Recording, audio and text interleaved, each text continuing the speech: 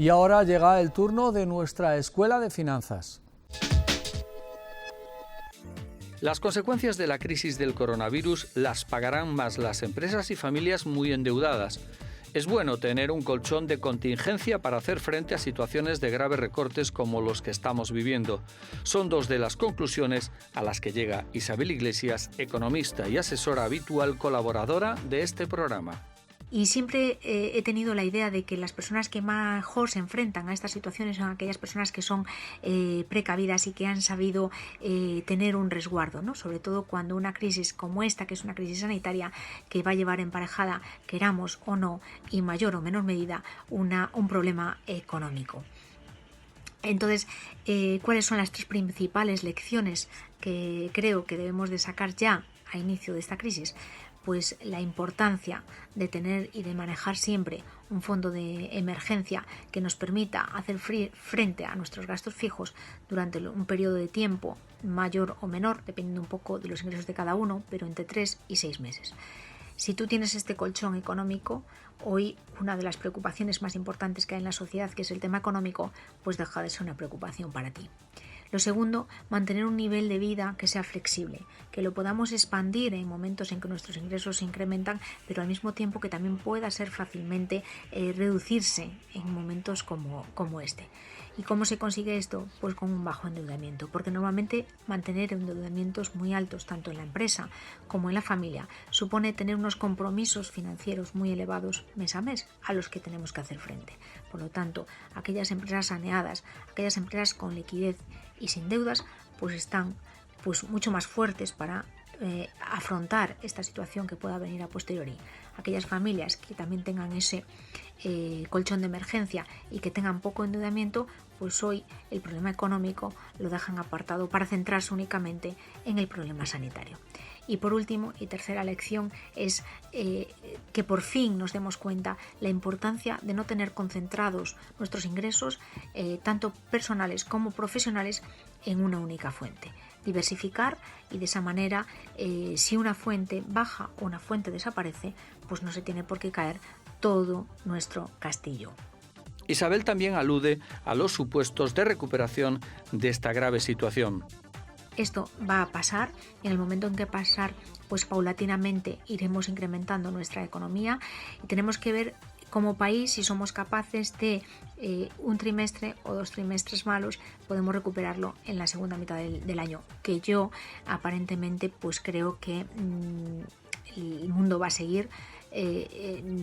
No vamos a dejar de cambiar algunos de nuestros hábitos y seguiremos saliendo, seguiremos viajando y paulatinamente todo esto lo podemos solventar. Repito, ¿quién va a encarar mejor? Pues todas aquellas familias, aquellos estados y aquellas empresas que estén mejor preparados. Por el camino, lamentablemente, algunas de ellas pues deberán desaparecer. ¿Cree que en medio de esta inesperada crisis sanitaria y económica habrá una serie de conclusiones que se puedan extraer y que hablan de un futuro para aprovechar este aprendizaje? Yo siempre digo que mis hijos el día de mañana trabajarán en algo que hoy no existe.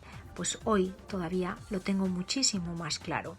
Es el momento de estas situaciones tan traumáticas, las personas que nos encaremos a ellas, las personas que saquemos ese emprendimiento que llevamos dentro y que sepamos convertir el problema en una alternativa o en una nueva oportunidad, pues sin duda alguna saldremos adelante.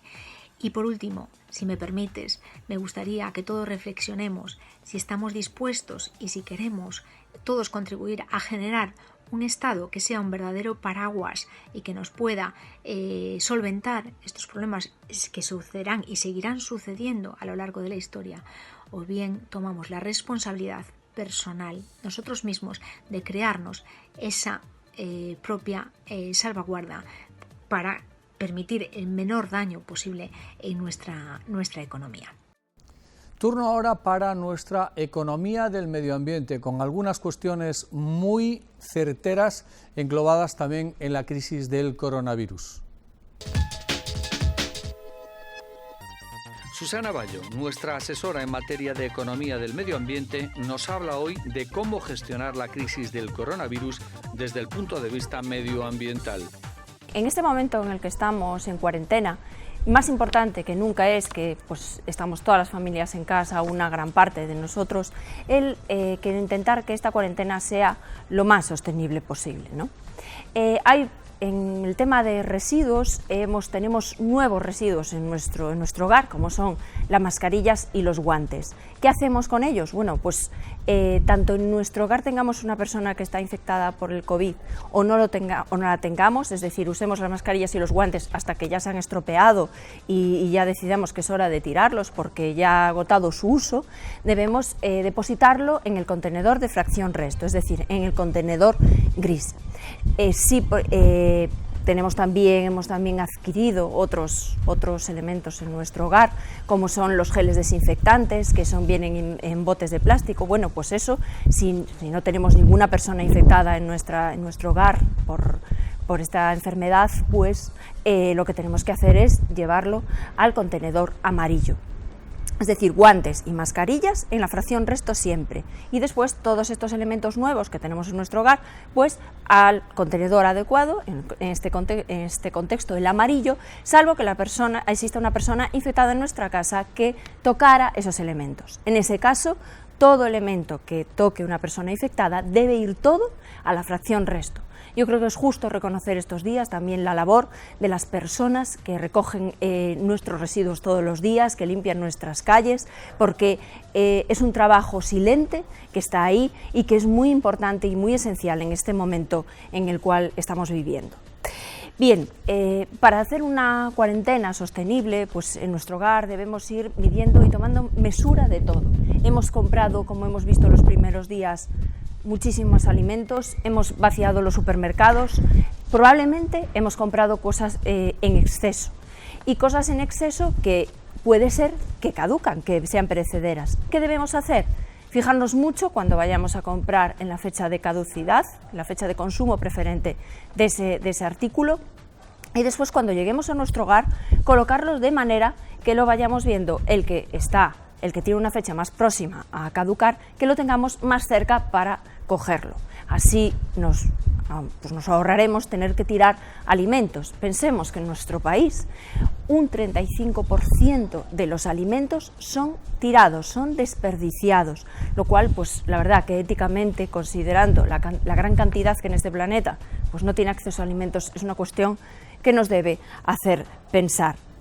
Bien, cuando aparte de fijarnos en toda la cuestión de la caducidad y demás de los alimentos, también debemos ser cuidadosos a la hora de cocinarlos. Pues ¿cómo?